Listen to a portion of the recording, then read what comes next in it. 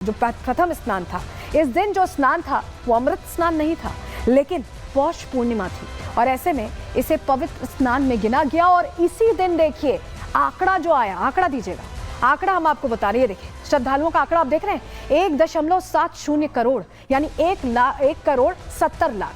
और 1 करोड़ 70 लाख को अगर आप राउंड फिगर में देखें, एक अंदाजे के लिए मैं कह रही हूं, अगर आप राउंड फिगर में देखेंगे तो लगभग अगर 2 करोड़ लोग 13 तारीख को स्नान कर रहे हैं और अब 41 दिन हो चुके हैं। 45 दिन में अगर आप 45 × 2 करें, यानी 45 गुणा 2 करें और यही आंकड़ा रहे तो लगभग 90 करोड़।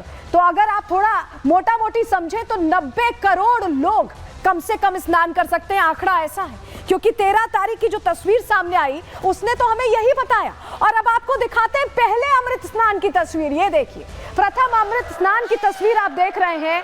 14 जनवरी 2025 मकर संक्रांति का वो शुभ दिन, जिस दिन कहा जाता है कि स्नान ध्यान पूर्ण करने से सीधे बैकुंठ का रास्ता मिलता है। तो वो तस्वीर देखिए, वो उत्साह देखिए, जहां अखाड़े भी स्नान करने पहुंचे, राजसी स्नान किया।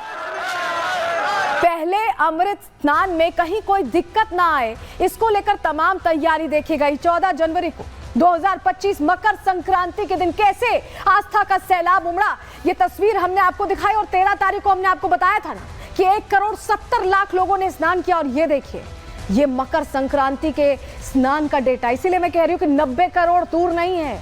3 करोड़ 50 लाख लोगों ने रिकॉर्ड स्नान किया। और मकर संक्रांति का वो अपने आप में खास दिन, जिस दिन 13 तारीख से भी ज्यादा सनातनी पहुंचे। और अगले स्नान को लेकर भी तैयारियां बड़ी थी, लेकिन सनातनियों का ज्वार ऐसा उमड़ा कि थोड़ी बेतरतीबी भी आई, थोड़े उतार चढ़ाव भी आए। ये तस्वीर देखिए 29 जनवरी मौनी अमावस्या के दिन, उस दिन स्नान के दौरान भारी भीड़ पहुंची और ऐसे में भगदड़ मच गई। रात में यह भगदड़ मची, कई श्रद्धालुओं की जान भी चली गई। वो रात थोड़ी भारी थी।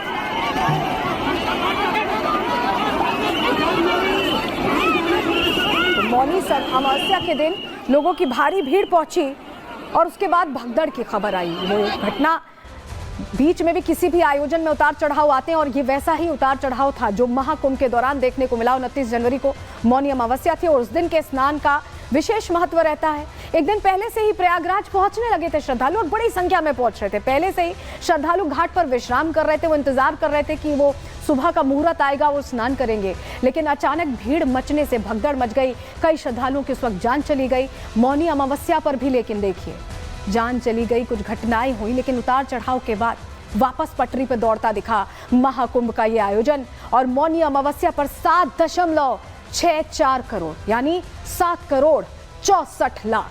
देख रहे हैं आप दिन प्रतिदिन जब स्नान हो रहे थे, आंकड़े कैसे दोगुने तेगुने होते जा रहे थे। और इसको लेकर सियासत भी क्यों की गई। ऐसे में विधानसभा के अंदर योगी आदित्यनाथ पर, इसको लेकर योगी आदित्यनाथ ने बड़ी बातें कही, सुनिए।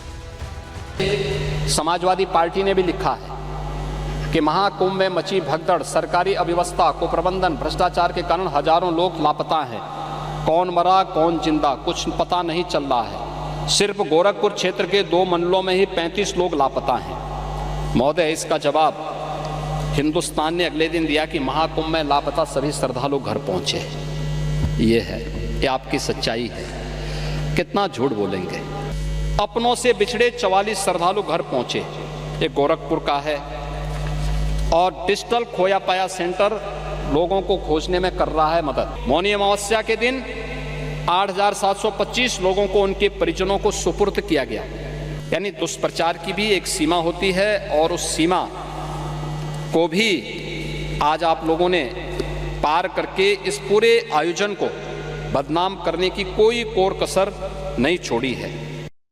तो बदनाम करने की जो कोशिश हो रही थी, जो दुष्प्रचार की कोशिश हो रही थी, कोई भी आयोजन होता है, घर में शादी समारोह भी होते हैं, थोड़े उतार चढ़ाव आते हैं। और ये तो सनातनियों का आयोजन था, उनकी गिनती नहीं है, करोड़ों में गिनती और पहुंच भी करोड़ों में रहे हैं। जरा अगली तस्वीर आपको दिखा रहे हैं। ये तस्वीर बसंत पंचमी पर स्नान की तस्वीर। स्नान दर स्नान ऐसा लगा कि आंकड़े आसमान छूने वाले हैं। सनातनियों का जो उत्साह है वो कहीं थमता नहीं दिखाई दिया, रुकता नहीं दिखाई दिया। और ये बड़ी तस्वीर है, तीसरे राजसी स्नान की तस्वीरें हम आपको दिखा रहे हैं। उत्साह दोगुना चौगुना होता दिखाई दिया।